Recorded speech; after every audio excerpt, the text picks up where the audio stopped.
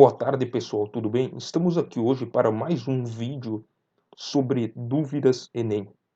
No dia de hoje abordarei o conceito biomas brasileiros.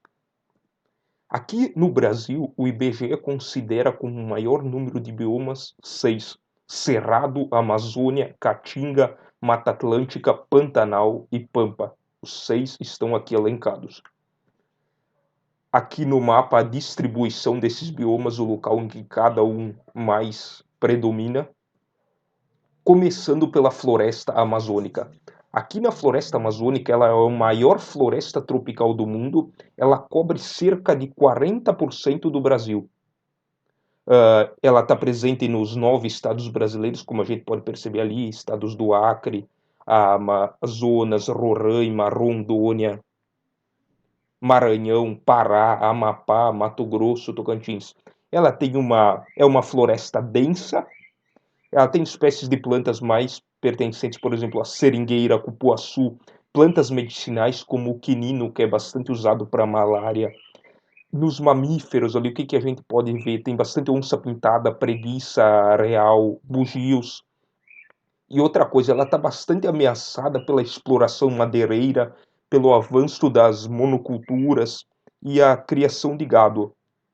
Sendo que, mesmo assim, com tudo isso, ela é considerada uma diversidade imensa entre todos os conceitos de fauna e de flora.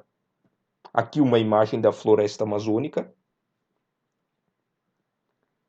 Próximo bioma é o Pantanal. O que podemos dizer dele? É uma floresta tropical que abrange os estados do Mato Grosso do Sul e do Mato Grosso. Ela estende-se pelo território boliviano e paraguaio também. Ela é uma região plana, extremamente inundada em épocas do ano pelos rios que compõem a bacia do Rio Paraguai, no caso. Mesmo nas épocas mais secas, vastas regiões permanecem alagadas e formam os lagos. Por isso há muitas espécies típicas de brejos, como a Vitória régia e essas plantas assim. Tem populações de várias espécies de animais. Estima-se que o Pantanal concentra as maiores populações de aves do continente. Então, na flora, eu tenho a presença de gramíneas, arbustos, palmeiras e árvores comuns da floresta tropical. E isso aí sendo a diversidade também. Ela tem altas temperaturas e chuvas, um verão chuvoso e um inverno seco nos períodos de chuva. Uma imagem do Pantanal. Mata Atlântica. A Mata Atlântica ela é foi bastante devastada nesse caso. Ela é uma floresta tropical altamente biodiversa. Ela se estende pelo litoral brasileiro e boa parte dos estados do sul. Ela tem um sério risco, porque hoje ela está presente 7% do que ela tinha originalmente. Então isso foi uma devastação total. Esse bioma regula os principais recursos hídricos até que abastecem 70% da população brasileira. Ela tem uma diversidade de plantas como pau-brasil, araucária, jacarandá. A fauna tem o mico-leão dourado, araponga. Muitos ecossistemas nesse caso aí, e também sob ameaça de extinção, no caso ali. Temperaturas altas e chuva muita, nesse caso. A Caatinga, ela também ela é uma savana que ela tem 11% do território brasileiro. A vegetação predominante é xerófita. Por que xerófita? Porque são plantas adaptadas ao clima seco. Em épocas mais secas, muitas plantas da caatinga, elas perdem as suas folhas, diminuindo a perda da água, no caso. Outra adaptação à seca são os espinhos, formados a partir da redução das folhas e se encontram bastante nas cactáceas, que são plantas adaptadas a esse tipo de clima ali semiárido. Uma grande quantidade de insetos, de invertebrados ali no caso também. Outra plantação, outro bioma bastante considerado é o cerrado. O cerrado é a região onde ele está, é uma savana que ocupa 25% do Brasil. É o segundo maior bioma brasileiro. Ele ocorre na região centro-oeste, Goiás, nesses estados de Minas Gerais. O clima é bastante quente, com períodos de seca rigorosa, onde são comuns até os incêndios naturais. Por isso, muitas plantas possuem adaptações para resistir até ao fogo, como os caules subterrâneos. E apesar disso, de toda essa questão do clima seco, o solo ali dela é bastante úmido, a partir de 2 metros de profundidade. Por isso, as plantas desse bioma têm raízes longas, o que facilita para elas conseguirem atingir os lençóis subterrâneos, como o aracágua, a gabiroba. Também o mamífero símbolo do cerrado é o lobo-guará, e a fauna ela é riquíssima, só que ela também está bastante ameaçada pela monocultura da cana-de-açúcar e da soja, e pela criação do gado.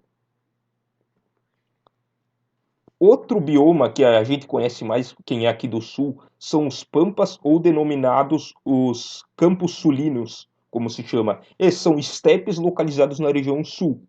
A vegetação é herbácea, composta por bastante gramíneas. Animais característicos como o quero-quero, o veado campeiro. A vegetação predominante é para essa cultivada para a criação de gado, que o gado é forte aqui na região sul. A agropecuária é uma grande ameaça a esse bioma. Além disso, também os animais de corte em grandes rebanhos, eles promovem o pisoteamento do solo, diminuindo a sua fertilidade, que é outro problema no caso desse bioma. O clima é subtropical, as 4 estações do ano bem definidas. Bem definidas, assim, falando não totalmente sério, porque com o nosso aquecimento global isso prejudica muito a definição dos climas. E agora vamos às questões, como o Enem aborda esse tema. Trouxemos uma questão do Enem de 2015 com um mapa. No mapa estão representados os biomas brasileiros, que, em função de suas características físicas e do modo de ocupação do território, apresentam problemas ambientais. Nesse sentido, o problema ambiental destacado no mapa é o quê? Vamos voltar ao mapa.